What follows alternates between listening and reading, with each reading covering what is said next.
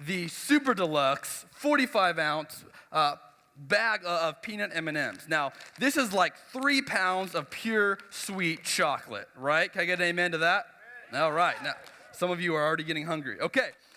So let's say that you're a kid, okay? And your dad comes to you and says, hey, son, daughter, I got something for you. Ooh, what is it? And he hands you the super bag of M&Ms. And you're like, yes, I love M&Ms. That is my favorite food. How did you know? And they're going, man, 3 pounds of goodness. This is going to be awesome. And so you decide later that night, you're going to eat some, right? I mean, these are M&Ms. So you begin eating some, but I mean, you can't just have a little bit of M&Ms. So you begin eating more and more. And 3 pounds later, you've eaten the entire bag. Yeah, some of you have been there. Now, what is going to happen to you after you eat the 3-pound bag? You're going to be in the bathroom for a little while, right? Now, let's say you come out of the bathroom. You've just thrown up at least 2 pounds of the 3 pounds of chocolate. And you are angry. I mean, life is not good. You feel sicker than a dog. And so you go to your dad's room. You knock on his door. You say, hey, Dad, I want to talk to you. He goes, what's going on, son? Hey, you made me sick. What do you mean I made you sick? You made me sick. Well, how'd you get sick? Well, the candy you gave me, I got sick off of it. You got sick off the candy? Yeah. Why did you make me sick? Well, was the candy bad? I don't know. Well, how much of it did you eat? All of it.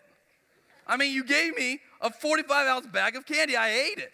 You ate all of it? Yeah, I ate all of it. Well, son, I didn't give it to you to eat all of it. Well, what do you mean you didn't give it to me to eat all of it? Well, what'd you give it to me for? Well, I gave some for you, but some to share with your friends. Well, then why didn't you give it to them?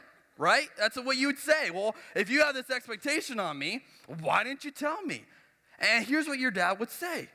Because I wanted you to have the enjoyment of giving it to them. I want you to be the one to have the privilege of having the super deluxe bag of M&Ms to be the popular kid and give it out to everyone. And this is how we are with God. That God gives us blessings in our life, and we're like, yes, God, 45 ounces of goodness, and we eat all of it, and we make ourselves sick. And in America today, guess what's happening to us? We are making ourselves absolutely nauseous over the blessings in our life. That things that started out really good, we've lost perspective of that, and now we are consuming until we are sick over it. And God's looking at us going, why do you need 45 ounces at a time?